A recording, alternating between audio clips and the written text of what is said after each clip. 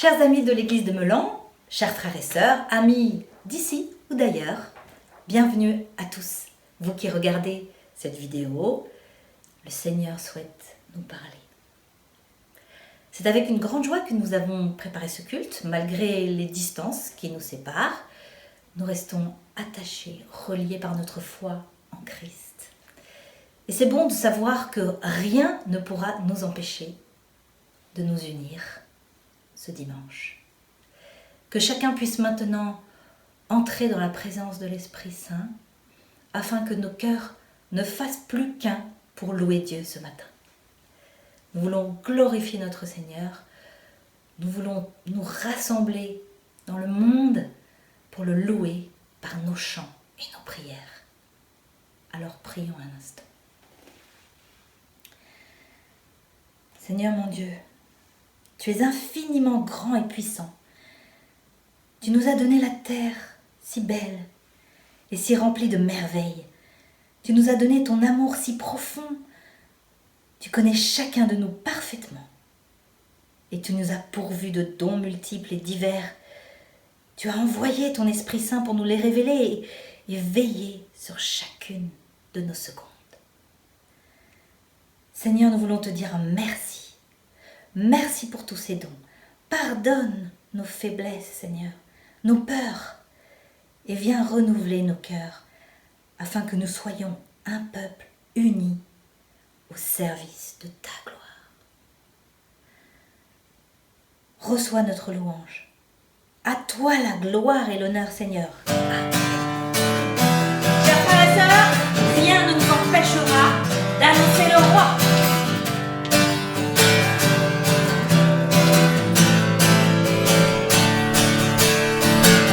Nos montagnes, nos vallées, nos campagnes, nos cités, un peuple nombreux s'assemble pour louer Dieu et proclamer ensemble. Il est le Créateur, qui fait de nous sa demeure, pour être sel et lumière, que nous appelle à servir sur la terre. Nous annonçons le roi. Alléluia, nous proclamons son nom sur ce pays. Nous célébrons sa gloire, nous chantons sa victoire, et nous vivons les dons de son esprit. Nous annonçons le roi. Alléluia, nous proclamons son nom sur ce pays. Nous célébrons sa gloire, nous chantons sa victoire, et célébrons le nom de Jésus-Christ.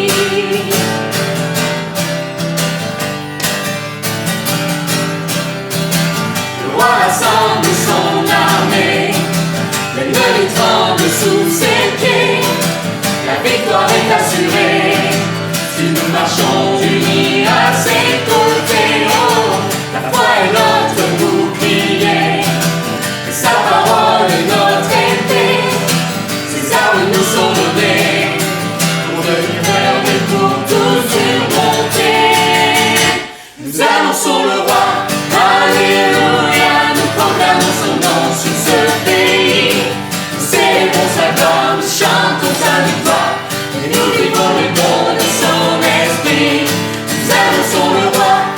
Alléluia, nous proclamons son nom sur ce pays. Nous célébrons sa gloire, nous chantons sa victoire, nous célébrons le nom de Jésus-Christ. Nous annonçons le roi. Alléluia, nous proclamons son nom sur ce pays. Nous célébrons sa gloire, nous chantons sa victoire, et nous élevons le don de son esprit. Nous annonçons le roi. Alléluia, nous proclamons son nom sur ce pays. Nous célébrons sa gloire, nous chantons sa victoire, et nous élevons le nom de Jésus-Christ. Oui, un peuple nouveau s'assemble pour proclamer que tu es notre Sauveur et Seigneur. Reçois notre louange, Seigneur.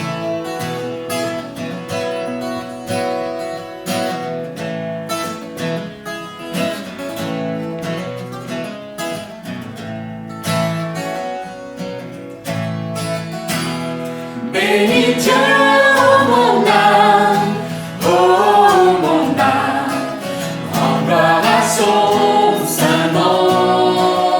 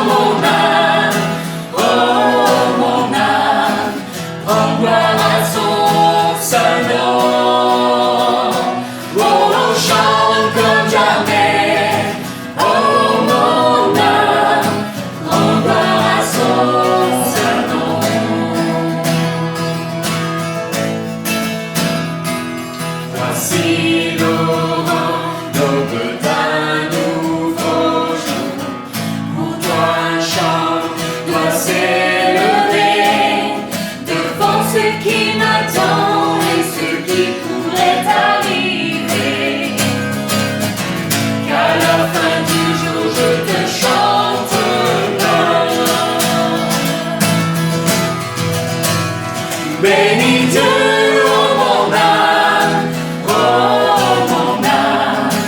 rends gloire à son saint nom. Oh, chante comme jamais, oh mon âme, rends gloire à son saint nom.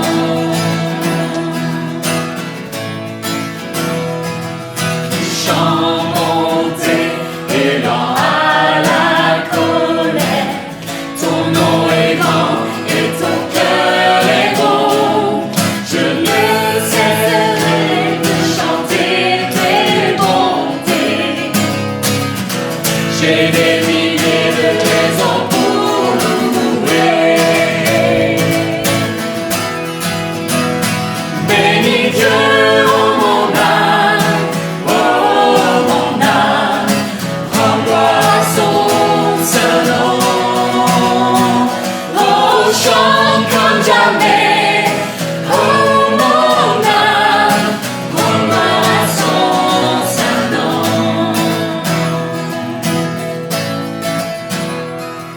Un jour viendra, je n'aurai plus de force.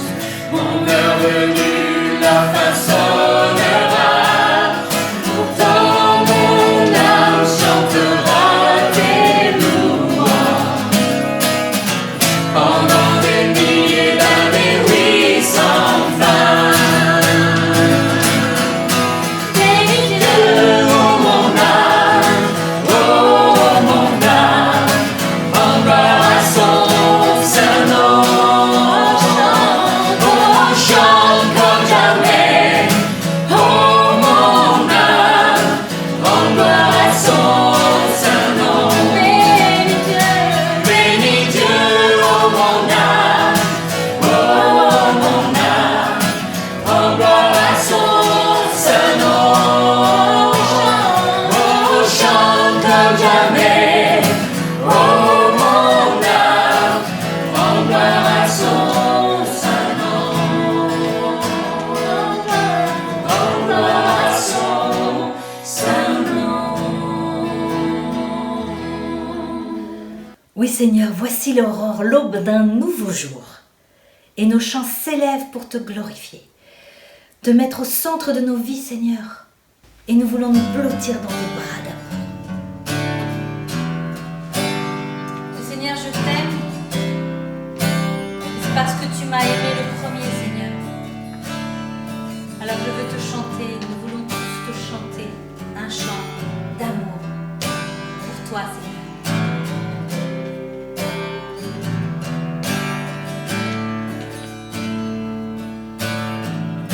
Je veux chanter un chant d'amour pour mon Sauveur, pour toi Jésus. Merci pour ce que tu as fait. Tu es si précieux, Jésus mon Sauveur. Je suis heureux, tu m'as donné ton nom. Je ne veux pas être ailleurs que dans tes bras d'amour. Dans tes bras d'amour. Tout près de toi, contre ton cœur, dans tes bras d'amour.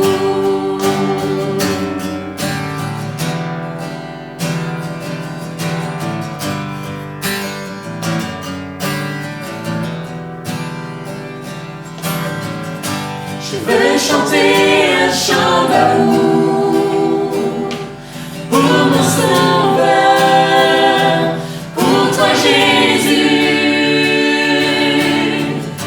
Merci pour ce que tu as fait.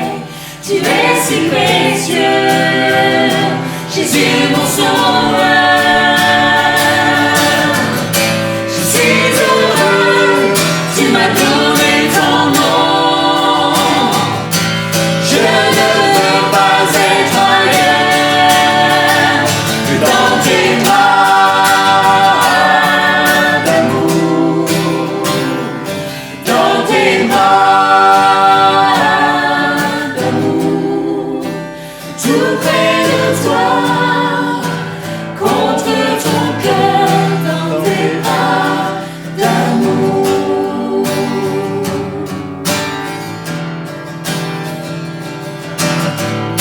Je suis heureux, tu m'as donné ton nom. Je ne veux pas être ailleurs que dans tes bras d'amour. Dans tes bras, Dans tes bras d'amour. tout près de toi, contre ton cœur, tes bras d'amour.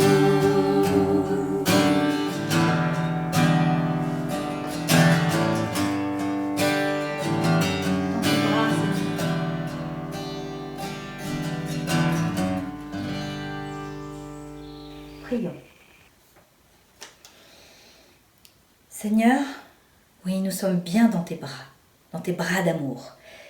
Et le confinement nous a sans doute aidés à nous y blottir plus qu'à l'habitude.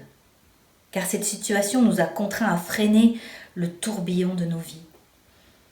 Nous te prions, Seigneur, pour les personnes qui sont nouvelles dans la foi, qui ont fait ta rencontre, que ton esprit les conduise.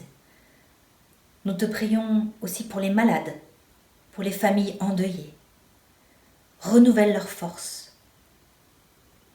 Nous te prions pour notre pays dont l'activité retourne progressivement à la normale, mais fais que chacun puisse repartir grandi de cette épreuve. Nous te remettons nos frères et sœurs qui n'ont pas de travail ou qui l'ont perdu durant cette crise. Veille sur eux, veille sur leur famille. Donne-leur du courage, affermis leur foi. Seigneur, nous comptons sur toi. Merci pour ces moments de calme que nous avons pu vivre étant confinés. Maintenant que le rythme reprend, nous te prions pour que aucun de tes enfants ne soit atteint par la paresse ou surtout par la peur. Seigneur, chasse toute peur en nous. Que ton Église montre l'exemple d'une communauté agissante qui avance guidée par ton esprit, dans la confiance, qui se lève et répand ton amour, qui sème dès l'aurore et qui récolte les fruits en abondance. Amen. Bonjour à tous les enfants, les ados qui sont parmi nous ce matin. J'ai une petite histoire à vous raconter. C'est l'histoire de Tim, Tam et Tom, 3 jeunes enfants, qui sont sur une île déserte pour participer à un jeu. Le jeu consiste à survivre pendant une semaine sur une île déserte, un petit peu comme dans Koh-Lanta. Au début du jeu, le maître du jeu leur fait tirer au sort, à chacun, un kit de survie. Tim, le premier, est assez chanceux, il reçoit un lot qui comporte une machette, une corde, un masque, un tuba et des palmes. Pas mal.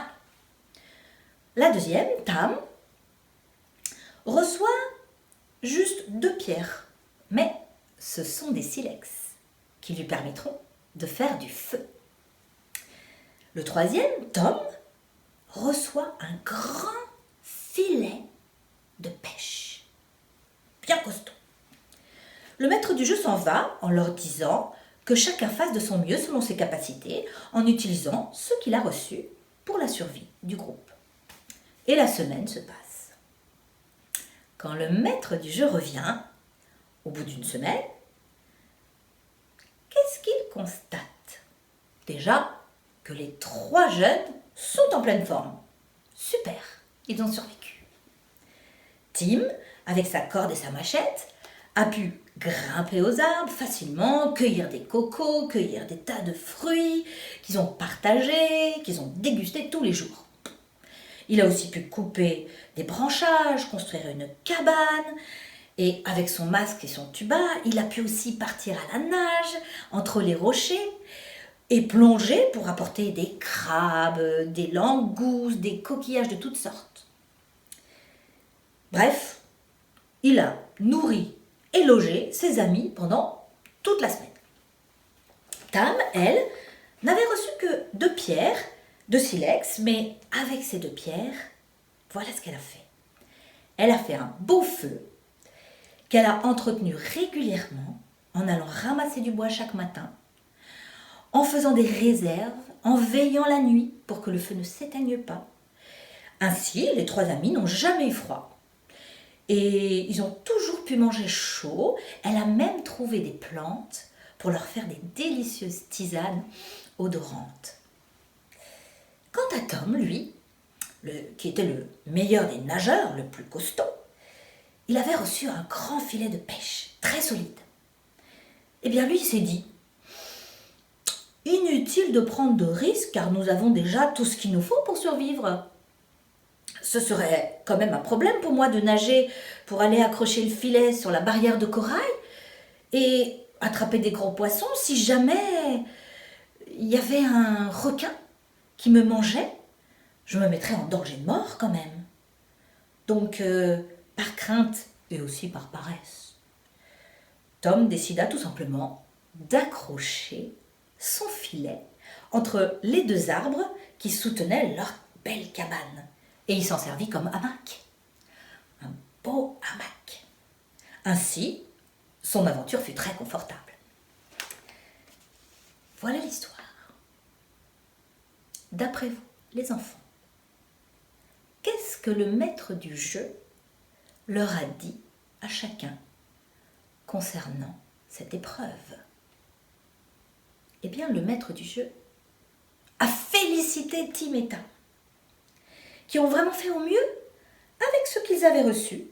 C'était très différent, mais ils ont fait ce qu'ils ont pu avec ce qu'ils ont reçu et ils ont tous les 2 remporté la récompense qui était une semaine complète dans un magnifique hôtel confortable, paradisiaque, situé juste sur l'île d'en face, avec toute leur famille. Et ils en ont profité. En revanche, la paresse et la peur du 3e joueur a été remarquée et sévèrement pointée du doigt par le maître du jeu. Bien sûr, il a participé à la vie sur le camp, mais il n'a rien fait d'utile à la survie avec son grand filet. Le maître du jeu a donc éliminé Tom du jeu et a donné le filet de pêche à Tim. Alors les enfants, posez-vous la question. Et si ce jeu était celui de votre vie? Quelles sont les choses que vous avez déjà reçues? Et comment vous en êtes-vous servi jusqu'à présent? Notre Père peut-il vous les reprendre? Ou bien notre Père va-t-il vous offrir un magnifique séjour avec votre famille dans un hôtel paradisiaque? Réfléchissez.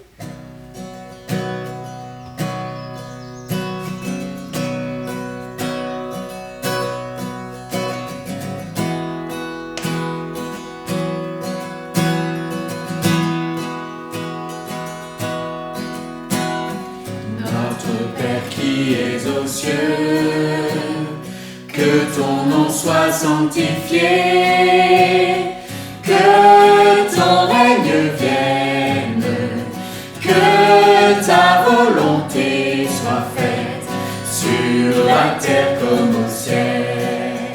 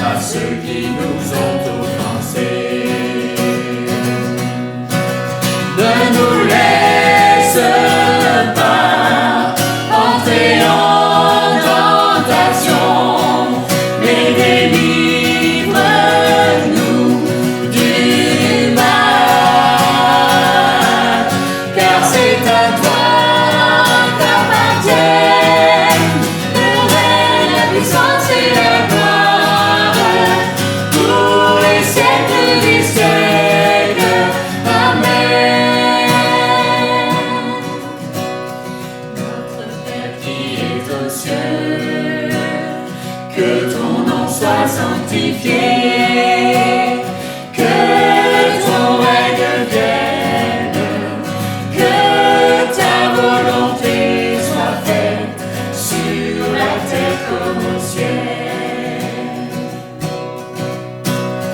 Donne-nous aujourd'hui notre pain de ce jour.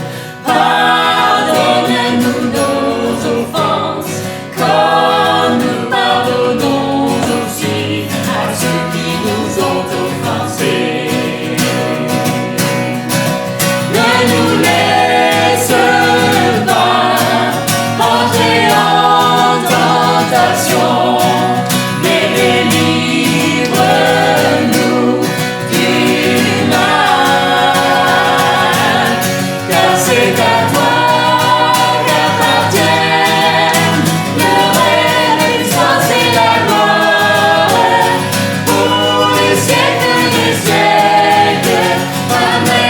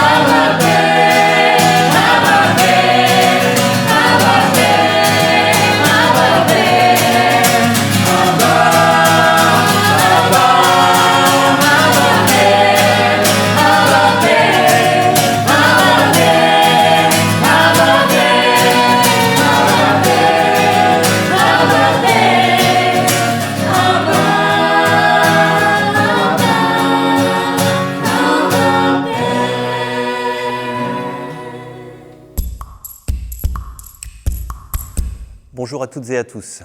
Je vous propose aujourd'hui de lire et de méditer dans l'évangile de Matthieu au chapitre 25, la fameuse parabole dite des talents, la parabole des talents. Matthieu chapitre 25, à partir du verset 14. Il en sera comme d'un homme qui partit pour un voyage. Il convoqua ses serviteurs et leur confia l'administration de ses biens. Il remit à l'un 5 lingots, à un autre 2, et à un troisième un seul, en tenant compte des capacités personnelles de chacun. Puis il s'en alla. Celui qui avait reçu les 5 lingots se mit aussitôt à les faire fructifier, de sorte qu'il en gagna 5 autres. Celui qui en avait reçu 2 fit de même et en gagna 2 autres. Quant à celui qui n'en avait reçu qu'un, il s'en alla creuser un trou dans la terre pour y cacher l'argent de son maître. Longtemps après, le maître de ses serviteurs revint et leur fit rendre compte de leur gérance. Celui qui avait reçu les 5 lingots se présenta, apportant les 5 lingots supplémentaires qu'il avait gagnés.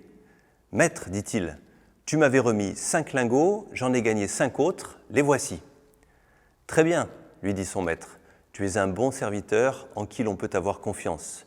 Tu t'es montré fidèle en peu de choses, c'est pourquoi je t'en confierai de plus importantes.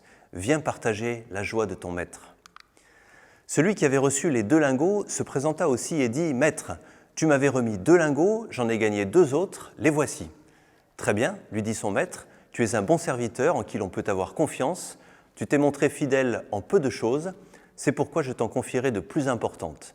Viens partager la joie de ton maître. » Enfin, celui qui n'avait reçu qu'un lingot vint à son tour et dit « Maître, je savais que tu es un homme dur.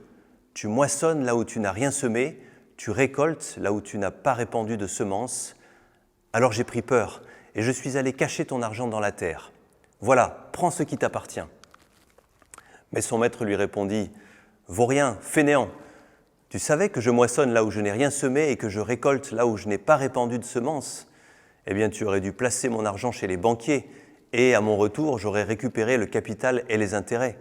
Qu'on lui retire donc le lingot et qu'on le donne à celui qui en a 10. Car à celui qui a, on donnera encore et il sera dans l'abondance, mais à celui qui n'a pas, on ôtera même ce qu'il a. Quant à ce vaurien, jetez-le dehors dans les ténèbres où il y aura des pleurs et d'amers regrets. La parabole des talents. En fait, vous l'avez entendu, une parabole qui parle de lingots et donc d'argent, ou alors on pourrait dire de sacs de pièces d'or, plutôt que de talents au sens des capacités d'une personne. Cette parabole renvoie à un événement qui est précisé un peu avant dans l'Évangile. Il s'agit de la venue du Seigneur. L'événement est présenté comme futur, comme certain, mais il n'apparaît pas dans les calendriers parce que la date n'en est pas encore connue. Je trouve qu'il est frappant de constater qu'il faut plusieurs paraboles, dont celle-ci, pour parler de cet événement.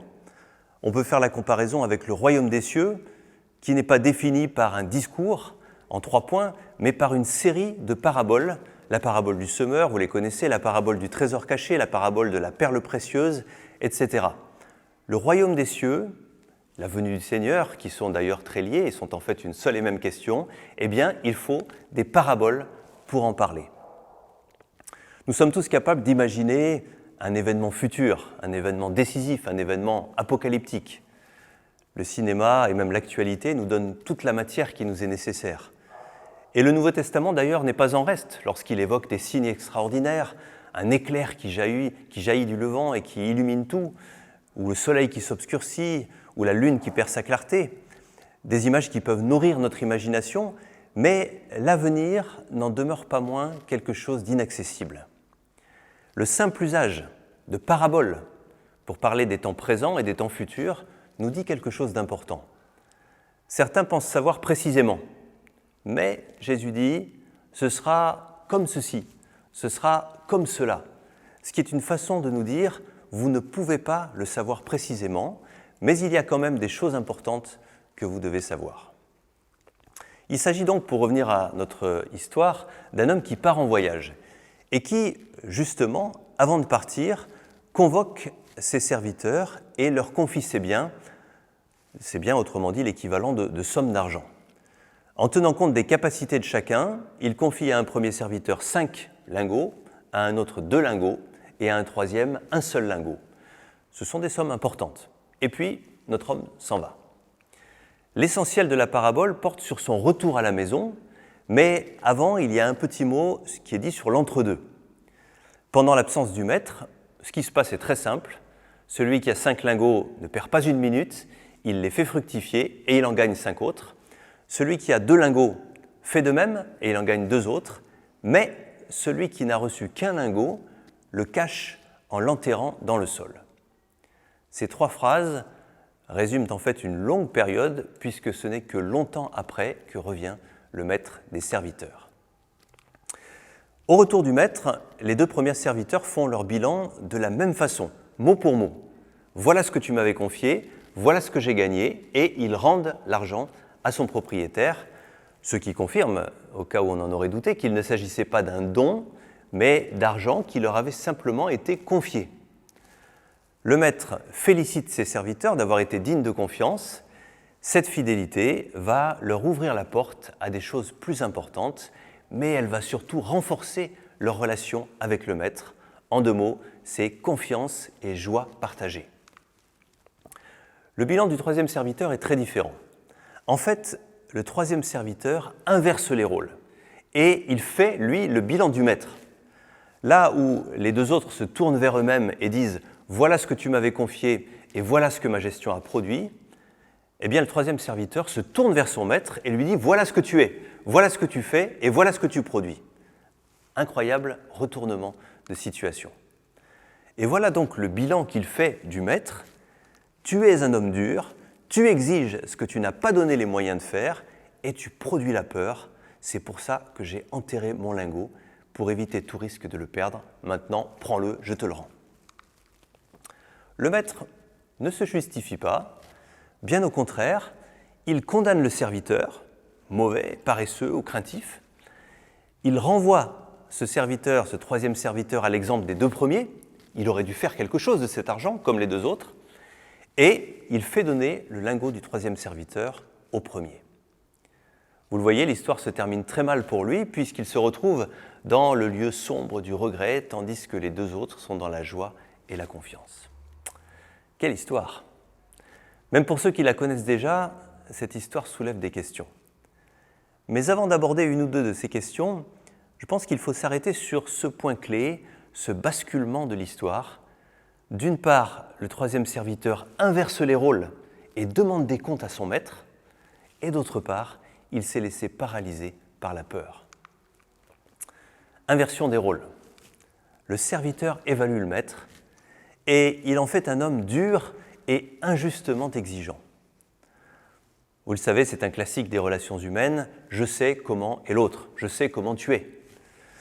Alors évidemment, dans ce genre de parabole, l'autre n'est pas n'importe qui. Il est difficile de ne pas penser que le maître représente, d'une manière ou d'une autre, le Seigneur. Même il ne faut pas oublier que cette parabole n'a pas d'abord pour fonction de nous dire qui est Dieu ou qui est Jésus, mais de comparer deux situations. L'exigence de Dieu est une chose, le jugement divin est une réalité, mais je constate en lisant ce texte que le maître des deux premiers serviteurs n'est pas un maître dur, il est confiant, il est joyeux, il donne en abondance, il prête avec confiance. De plus, le Père Céleste de l'Évangile n'est pas dur, il fait bénéficier de sa générosité et les bons et les méchants. Et le Jésus qu'on rencontre au fil des pages, ce Jésus qui guérit, qui relève, qui exhorte, est-ce qu'il serait méchant? Est-ce qu'il serait dur? Mais le troisième serviteur vit dans la peur. Et parce qu'il a peur, eh bien, il reste chez lui, il cache son lingot. Parce qu'il a peur, il refuse de se regarder lui-même. Il reporte ses craintes sur les autres, sur son maître. Et il fait de quelqu'un qui est juste, bon et confiant, un homme méchant, injuste et dur. Il ne voit pas du tout le maître comme les deux autres. Il ne comprend pas du tout ses intentions. Il n'est pas du tout dans les pensées de son maître. Ni la joie, ni la confiance ne peuvent faire partie de leur relation. Alors maintenant, quelques questions. Nous vivons dans une société qui aspire à l'égalité. Et certainement que quelques-uns d'entre vous se posent cette question de la justice. Était-il juste que les trois serviteurs ne reçoivent pas la même somme d'argent au départ? Et d'ailleurs, pour être plus personnel, pourquoi suis-je moi, celui ou celle qui n'a reçu qu'un lingot? Pourquoi est-ce que je ne suis pas autrement? Pourquoi est-ce que je n'ai pas ce qu'il a? Pourquoi est-ce que je n'ai pas ce qu'elle a? On pourrait répondre de façon générale et indépendamment de la parabole que personne n'a dit que la vie était juste. Certains ont plus que d'autres, c'est évident. Plus de facilité pour apprendre, plus d'énergie, plus de talent naturel, plus de personnalité, plus de look, plus de courage, plus de foi, etc. À cette inquiétude sur l'injustice, les données bibliques répondent de deux manières. Tout d'abord, de façon générale, elles affirment la justice de Dieu. Même si sa justice ne nous est pas toujours perceptible, eh bien oui, Dieu est juste. Mais la parabole apporte aussi sa réponse. Le maître de la parabole prend en compte chacun dans ce qu'il est. Il ne demande pas à ses serviteurs de faire ce qu'ils ne peuvent pas faire. Les différences de talent, entre guillemets, entre les personnages de la parabole, n'introduisent en aucune manière des différences de statut entre eux. Le maître regarde les deux premiers serviteurs de la même manière, exactement. Et il leur dit les mêmes paroles, exactement. Cette inquiétude sur la justice rejoint la question du portrait du maître. Dieu, ou le Seigneur, si c'est bien lui qui est derrière cette image, serait-il ce maître dur qui moissonne là où il n'a rien semé, qui récolte là où il n'a pas répandu de semences, qui terrorise ses serviteurs? Est-ce que le troisième serviteur n'aurait pas finalement raison? Peut-être que votre expérience de la vie vous rend ce troisième serviteur sympathique. Au fond, je le comprends. Oui, le Seigneur est parfois dur et incompréhensible, c'est mon expérience. Mais ce que fait ce serviteur, c'est qu'il refuse le regard que le maître porte sur lui. Parce qu'il a peur, il refuse d'imaginer que quelqu'un, Dieu, puisse regarder sa vie en vérité. Mais les autres sont-ils comme nous les imaginons? Pas toujours. Pour le portrait de Dieu, on a envie de dire à ce serviteur, mon ami, relis l'Évangile, observe, écoute ce Jésus qui est là au fil des pages de l'Évangile, qui rencontre toutes sortes de personnes, qui les regarde, qui leur parle. Observe comment tous ces gens surmontent leur peur et se lèvent pour s'approcher de Jésus, malgré le regard des autres, malgré leur propre regard, malgré leurs doutes. Non, Jésus ne semble pas paralysé de peur, ni les malades, ni les pécheurs, ni les disciples. La peur n'est pas bonne conseillère, comme on dit, car elle conduit à de mauvaises décisions ou à des décisions qui sont prises pour de mauvaises raisons. Certains seront peut-être surpris de ce que je vais dire maintenant, mais je le dis très simplement. Dieu n'est pas un grand examinateur. Puisqu'il n'y a pas de bac cette année, on peut parler d'examen sans stresser personne. Mais ce qui est devant nous, en tant que chrétiens, ce qui nous attend, ce n'est pas un grand examen, ce n'est pas un grand oral. La parabole évoque un bilan, et bien sûr d'autres textes bibliques aussi, mais les deux premiers serviteurs ne semblent passer ni un examen, ni en jugement. Ils étaient dans la confiance, ils sont confortés dans la confiance. Oui, bien sûr, la notion de responsabilité devant Dieu fait partie du message biblique, et elle est même très importante. Mais elle s'inscrit dans le cadre de l'engagement de foi et de la relation avec le Seigneur. Oui, elle nécessite à coup sûr des exhortations, et même des exhortations régulières, mais pas l'usage de la peur. Est-ce que le Dieu que nous connaissons nous paralyse par ses exigences, par sa sainteté, par sa sévérité ? Est-ce que la situation dans laquelle nous sommes nous paralyse par ses complications, par ses contradictions, par ses dangers ? Ou alors pouvons-nous dire, avec l'apôtre Paul, que l'amour du Christ nous presse, qu'il nous pousse, qu'il nous fait avancer, qu'il nous met en action ? Pour renforcer un petit peu ce que je viens de dire, il y a une chose que je n'ai pas encore mentionnée, mais qui est, je crois, important de bien comprendre. L'avenir dont nous parle cette parabole a déjà commencé. Il a même commencé dès le temps de Jésus. Les scribes, les pharisiens, les responsables religieux de son temps, oui, ce sont bel et bien eux, ce troisième serviteur, inutile et même mauvais, qui fait un mauvais usage de la générosité de Dieu à l'égard d'Israël, ce qui lui vaut, ce qui leur vaut le jugement. Et les deux premiers serviteurs, ce sont d'abord tous ceux et celles, juifs, non-juifs, proches ou lointains, qui s'approchent de Jésus, qui reçoivent sa parole, qui entrent dans le royaume, des petits, des disciples, des hommes, des femmes, des enfants, des malades, des bien-portants, qui font ce choix de la confiance. C'est à leur suite que s'inscrivent d'autres premiers et deuxièmes serviteurs dont nous pouvons être. Non, cette parabole ne nous dit pas que la vie est une très longue année de terminale avec le bac au bout de la course. Elle nous parle d'un Dieu qui nous attend avec confiance et qui nous invite à nous confier en lui. Mais alors justement, qu'est-ce que le Seigneur attend de nous ? Nous, ses disciples, comme on dit, selon cette parabole. Il y a un mot-clé, c'est le mot fidélité. La fidélité, c'est la qualité des deux premiers serviteurs. Cette fidélité, c'est une qualité active et c'est une qualité qui nous amène à nous poser une question toute simple, mais qui est la bonne question ? Dans le temps présent, aujourd'hui, comment pouvons-nous servir le Seigneur ? Ce service s'inscrit dans le cadre de l'accomplissement de la mission de l'Église et des chrétiens, aimer notre prochain, témoigner de l'Évangile. C'est, vous le comprenez, une responsabilité individuelle, bien sûr, mais c'est aussi une responsabilité collective. Il ne faut pas oublier que c'est à ses serviteurs que le Maître confie ses biens. Il y a une responsabilité qui est aussi collective. On peut donc se demander non seulement ce que le Seigneur attend de moi, mais aussi ce que le Seigneur attend de son Église. Et la question est celle-ci, que faisons-nous de l'Évangile qu'il nous a confié ? Que faisons-nous du royaume ? Que faisons-nous de la vie de l'Esprit ? En résumé, chers amis, les disciples sont appelés à la fidélité au Maître, donc à une foi active. Cette fidélité dépend bien sûr de l'image que nous avons de Dieu. La parabole de ce matin, ne l'oublions pas, valorise le choix de la confiance et de la joie contre le choix de la peur et de la paralysie.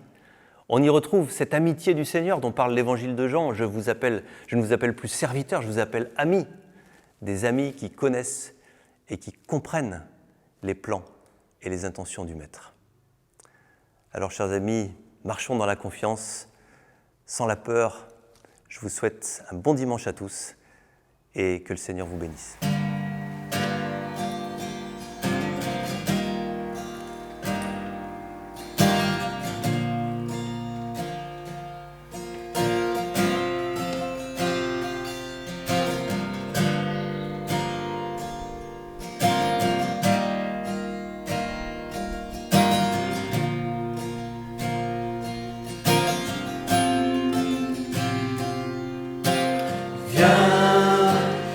Saint-Esprit, viens, ouvre le ciel, descends sur nous, viens, Saint-Esprit, viens, feu éternel,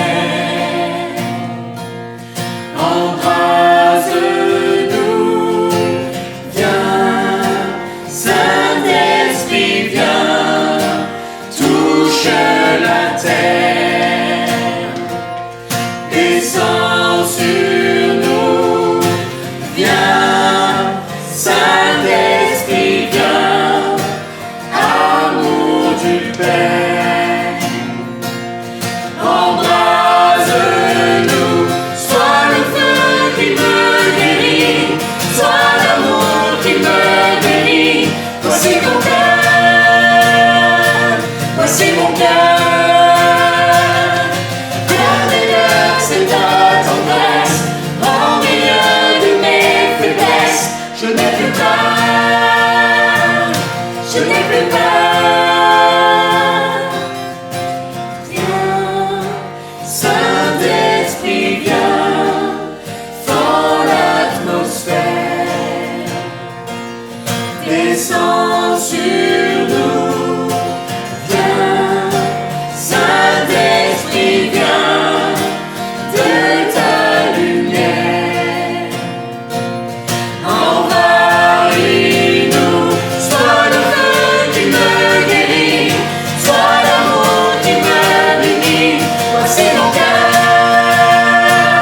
voici mon cœur, bienveillant, c'est ta tendresse, au milieu de mes faiblesses, je n'ai plus peur, je n'ai plus peur, une pluie de guérison pour notre génération, voici nos cœurs, voici nos cœurs, dans l'onction de ton esprit, dans l'amour qui l'envahit, je n'ai plus peur, je n'ai plus peur, viens.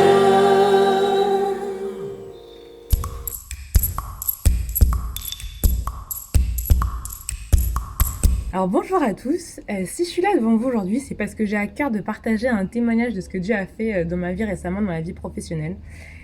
Et si je le fais déjà, c'est parce que c'est ouf, et de deux aussi, c'est parce que j'espère que ça va vous encourager à rester ferme dans la foi, dans toutes les épreuves que vous pouvez traverser en ce moment.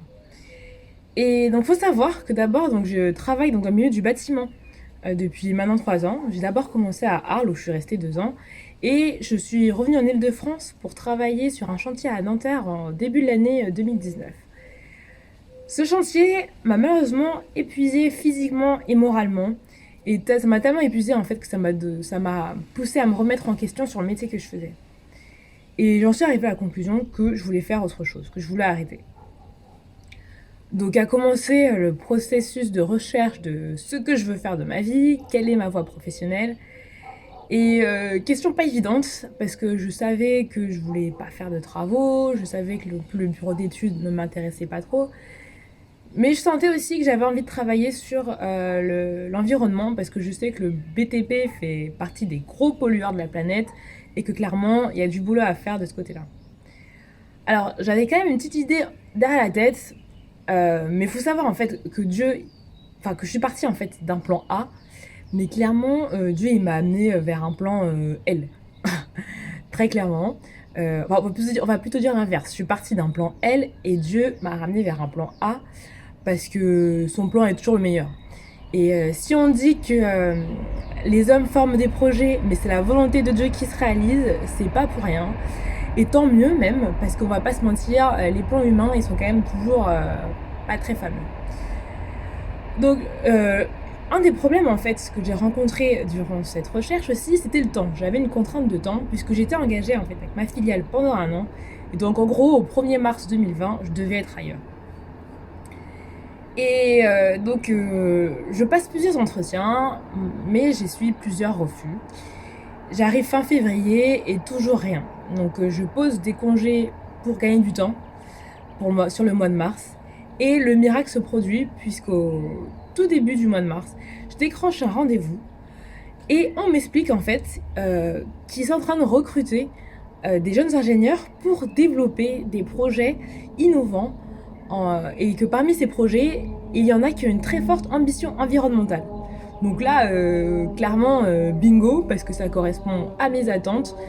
Et en plus, ils seraient même prêts à me prendre dès avril. Bon, évidemment, avril, on sait ce qui se passe, le confinement, le Covid, etc. Mais, grâce à Dieu, j'ai reçu il y a quelques temps un appel et un email même précisément, et dans lequel en fait ils me disent qu'ils sont prêts à me prendre dès le 15 juin. Donc grâce à Dieu, merci Seigneur.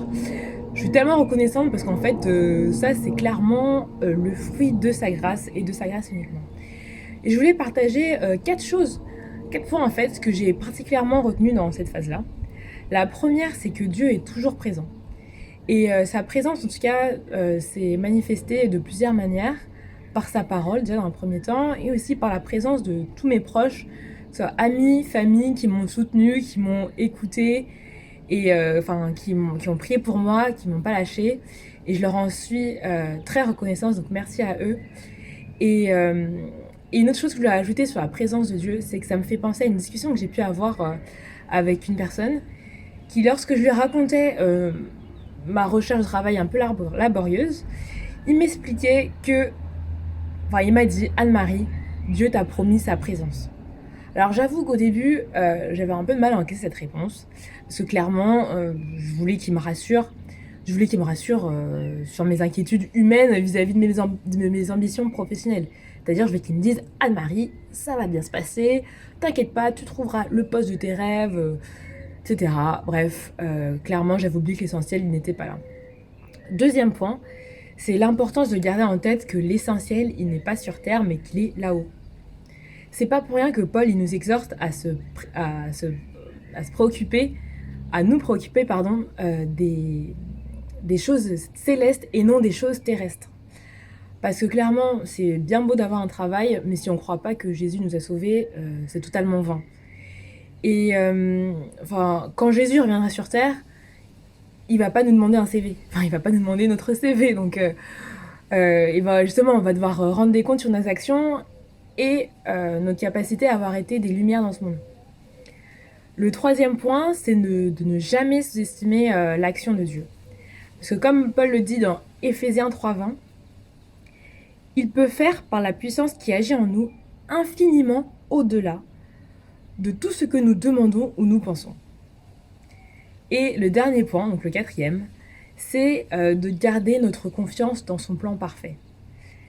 Parce que dans la vie, on trouvera toujours des motifs d'inquiétude.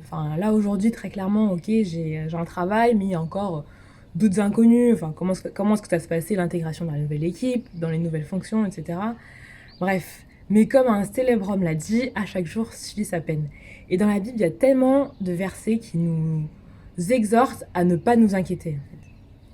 Donc voilà, j'espère vraiment que mon témoignage vous aura encouragé.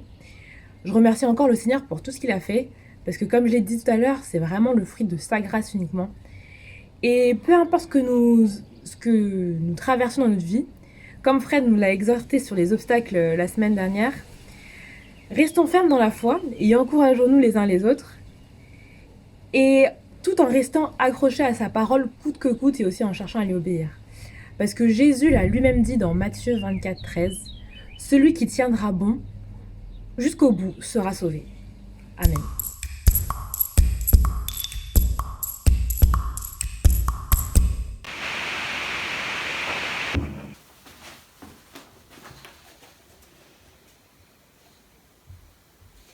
Chers amis, c'est la fin de ce culte.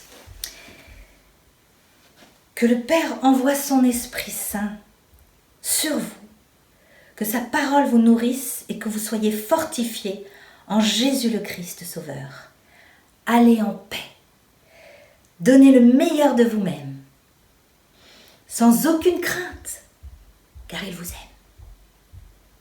Il est là, maintenant, avec nous. I'm gonna lay down my heavy load down by the riverside, down by the riverside, down by the riverside. I'm gonna lay down my heavy load Down by the riverside, ain't gonna study one no more, one no more. I ain't gonna study one no more. I ain't gonna study one no more. I ain't gonna study one no more. I ain't gonna study one no more. I ain't gonna study one no more. I ain't gonna study one no more. I'm gonna lay down my sword and shield Down by the riverside, down by the riverside, down by the I'm riverside, gonna lay down my sword and shield down by the riverside.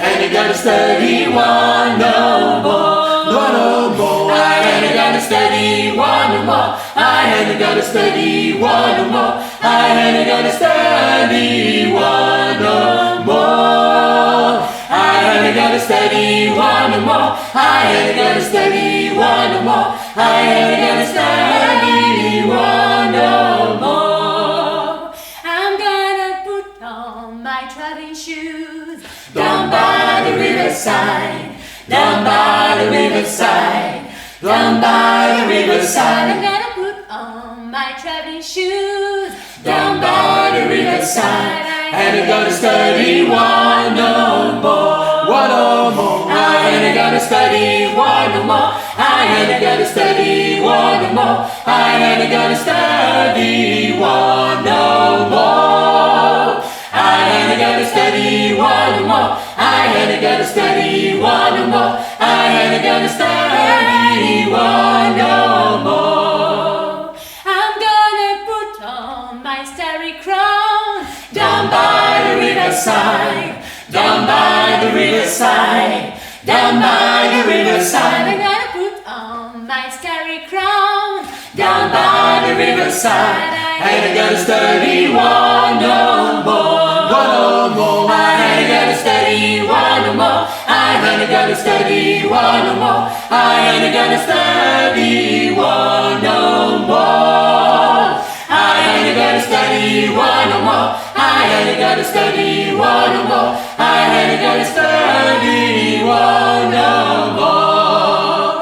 I ain't gonna study one no more. I ain't gonna study one no more. I ain't gonna study one no more. I ain't gonna study one no more. I ain't gonna study one no more. I ain't gonna